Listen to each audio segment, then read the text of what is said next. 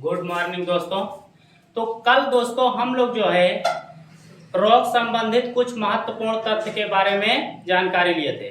तो आज हम लोग उसी के अनुसार चलेंगे, संक्रमण रोग के बारे में देखते हैं। तो देखिए, संक्रमण रोग, संक्रमण है रोग,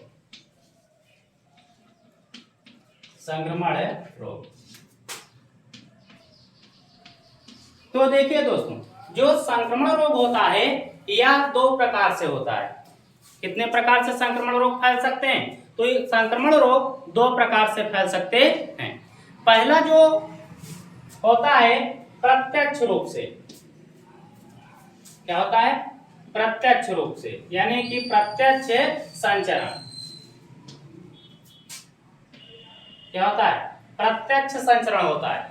और जो दूसरा होता है यह क्या होता है? अप्रत्यक्ष संचरण। अप्रत्यक्ष संचरण, अप्रत्यक्ष संचरण।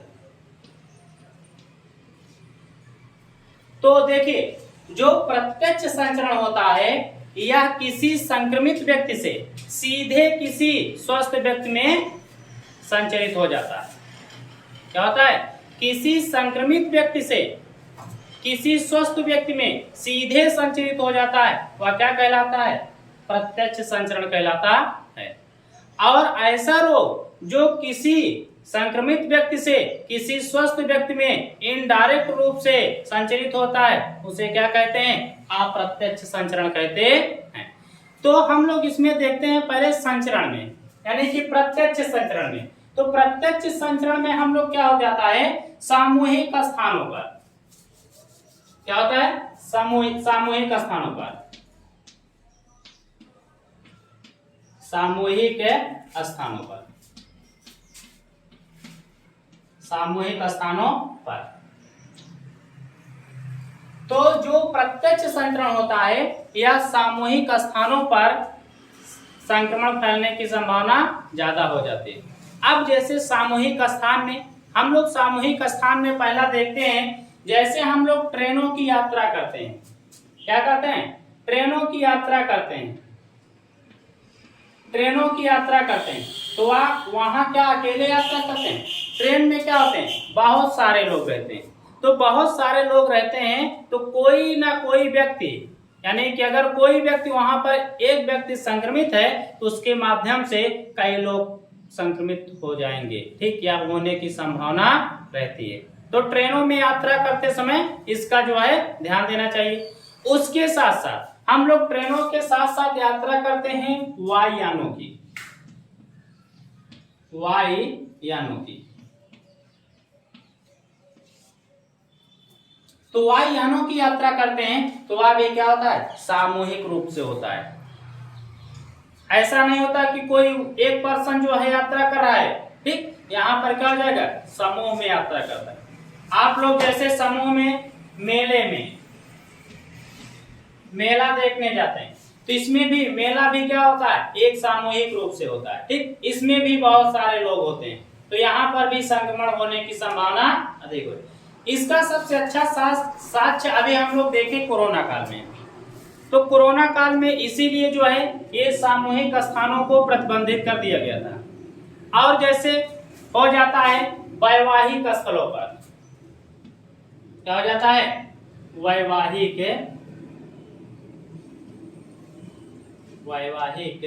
स्थलों पर क्या हो जाता है? वैवाहिक स्थलों पर। तो इसमें भी क्या हुआ था कोरोना काल में, ठीक, ट्रेनों की यात्राएं बंद कर दी गई थी, वायुयानों की यात्राएं, मेला भी प्रतिबंधित, वैवाहिक स्थल भी प्रतिबंधित कर दी गई थी, ठीक। तो उसके बाद और कैसे संभावना होती है प्रत्यक्ष रूप से फैलने का? खांसने या छींकने पर, खांसने या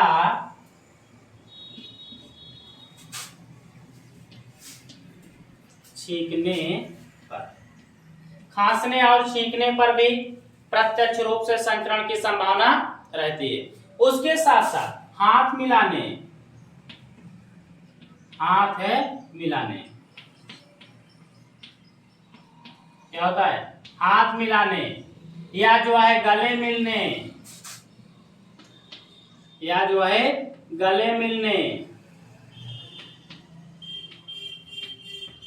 गले मिलने, और या जो है चुम्बन भी, चुम्बन से। तो ये सभी क्या हो जाते हैं, प्रत्यक्ष संचरण के कारण हो जाते हैं। ठीक, यानी कि जो संक्रमण रोग होता है या प्रत्यक्ष संचरण के कारण, यानी कि किसी स्वस्थ व्यक्ति में जा सकता है या जाने की संभावना रहती है।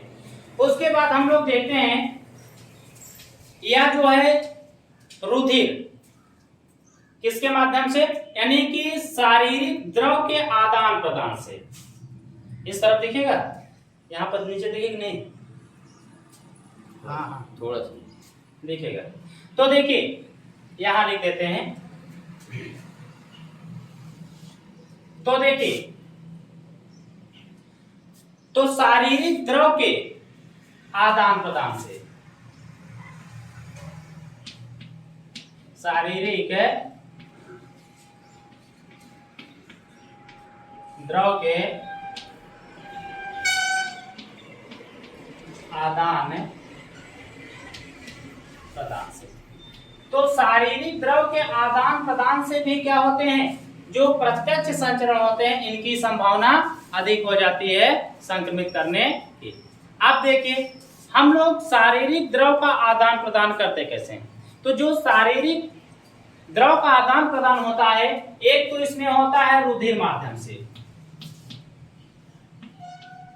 क्या होता है, एक होता है रुधिर के माध्यम से और एक होता है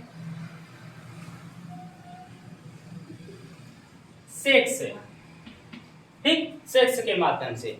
इन सभी माध्यमों से, यानी कि शारीरिक द्रव के आदान प्रदान, ठीक, तो क्या होते हैं, रुधिर के माध्यम से या जो है सेक्सुअल कॉन्ट्रैक्ट के माध्यम से, ठीक, ये इन सभी माध्यमों से क्या होता है, यानी कि द्रव का आदान प्रदान होता है। और इनसे भी क्या होती है कि प्रत्यक्ष संचरण विधि से जो है यानी कि संक्रमण रोग स्वस्थ, यानी कि क्या कहते हैं, संक्रमित व्यक्ति से स्वस्थ व्यक्ति में फैलने की संभावना हो जाती है। तो ये इतना रहा।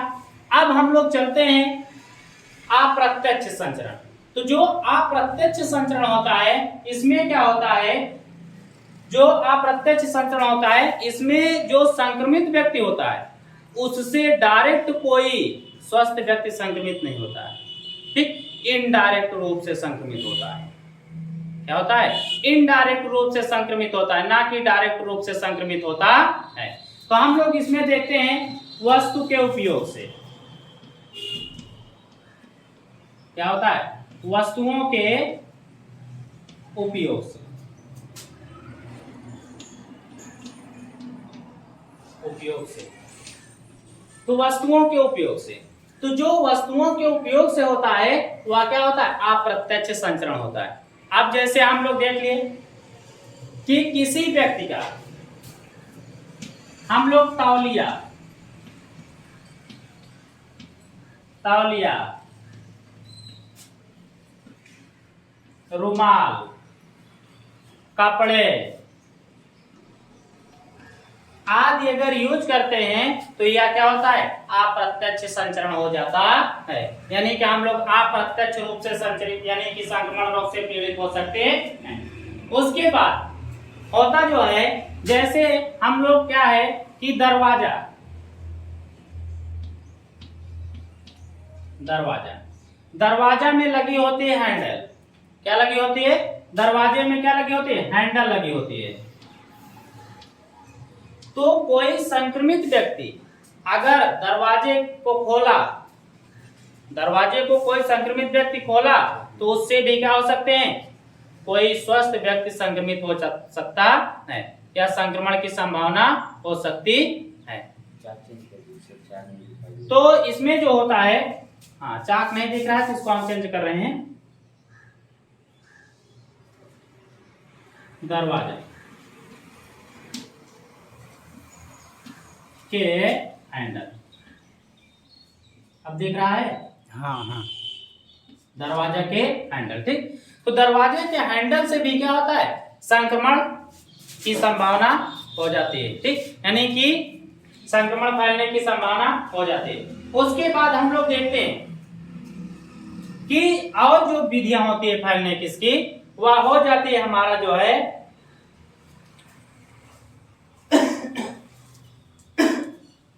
फर्नीचर। क्या हो जाता है? फर्नीचर। तो फर्नीचर यानी कि किसी संक्रमित व्यक्ति का फर्नीचर भी यूज करने से, या फर्श यूज करने से, बेड यूज करने से, ठीक, ये सब यूज करने से भी क्या होता है? अप्रत्यक्ष रूप से संक्रमण फैलने की संभावना हो जाए, ठीक, यानी कि डायरेक्ट नहीं बल्कि इनडायरेक्ट रूप से फैल रहा है संक्रमण, तो यह क्या हो जाएगा? अप्रत्यक्ष संचरण हो जाएगा, ठीक। उसके बाद हम लोग इसमें और देखते हैं, एक होता है जैसे संचरण के माध्यम कुछ हो जाते हैं, क्या हो जाते हैं? वाहक हो जाते हैं। तो वाहक में हम लोग देखते हैं जो घरेलू मक्खी होती है, क्या होते हैं? घरेलू मक्खी। क्या होते हैं? घरेलू मक्खियां होती हैं जो, या क्या करते हैं? वाहक का कार्य करते हैं। क्या करते हैं? वाहक का कार्य, यानी किसी संक्रमित व्यक्ति के ऊपर बैठी और किसी जो जाके उड़ के किसी जो है स्वस्थ व्यक्ति के ऊपर बैठ गई, या खाने पर बैठ गई, या किसी भी जो है उसके उपयोग वाले स्थान पे बैठ गए, तो उससे उस व्यक्ति के संक्रमण की संभावना हो जाती है। तो ये देखिए, जो तौलिया है, रुमाल है, कपड़े हैं, इसका उपयोग हम लोगों को बारिश के मौसम में, यानी कि जब वायुमंडल हमारा आर्द्र हो जाए तो इसमें क्या होना चाहिए? इसका उपयोग नहीं करना चाहिए। नहीं तो अगर हम लोग जो है बारिश के मौसम में या आर्द्र मौसम में अगर उपयोग करेंगे दूसरे की तौलिया, कपड़ा या रुमाल, तो इससे हम लोगों में संक्रमण जो होता है उस तरफ दिखेगा कि नहीं दिखेगा? बस उतना ही दिख रहा है, बस हाँ यही। तो देखिए, जो तौलिया, रुमाल या कपड़े अगर हम लोग वायुमंडल की आर्द्रता के अनुसार करेंगे तब तो ठीक है। अगर बरसात के मौसम में कर लेते हैं, इसमें जो है दाद खाज होने की संभावना हो जाती है। क्या? दाद और खाज। दाद, खाज और खुजली क्या होने की संभावना हो जाती? दाद, खाज और खुजली होने की संभावना हो जाती है। इसलिए जो है बारिश के मौसम में, यानी कि जब क्या रहे, तौलिया थोड़ी सूखी नहीं रहती बारिश के मौसम में, तो दूसरे के वस्तु का उपयोग नहीं करना चाहिए। उसके बाद ये सभी जो घरेलू मक्खियां होती है या भी रोग संचरण का कार्य करते हैं। और इसमें एक चीज का हमेशा ध्यान देना चाहिए महिलाओं में, तो महिलाओं में हम लोग जानते हैं एक होता है प्रोटो अंश। क्या होता है?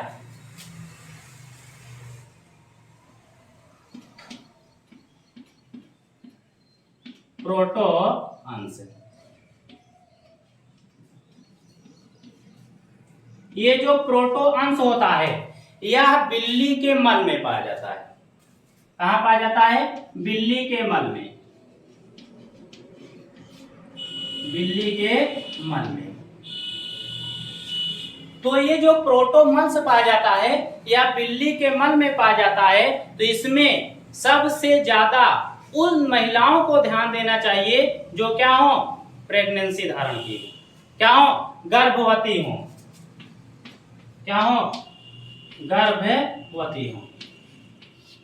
तो देखिए, जो महिलाएं प्रेगनेंसी धारण की हैं यानी गर्भवती हैं, उनको बिल्ली के मल से हमेशा दूर रहना चाहिए।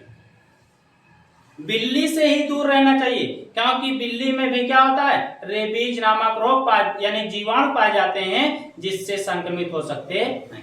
अब देखिए, प्रेगनेंसी में क्यों महिलाओं को दूरी रहना चाहिए, गर्भवती महिलाओं को? क्योंकि जो प्रोटो अंश पाया जाता है, इसके कारण गर्भवती महिलाओं में गर्भपात हो सकता है। क्या हो सकता है? गर्भपात हो सकता है।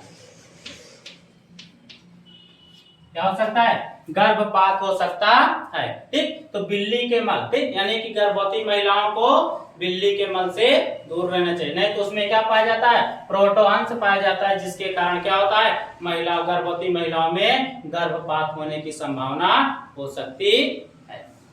तो दोस्तों, आप लोगों को क्लास कैसी लगी?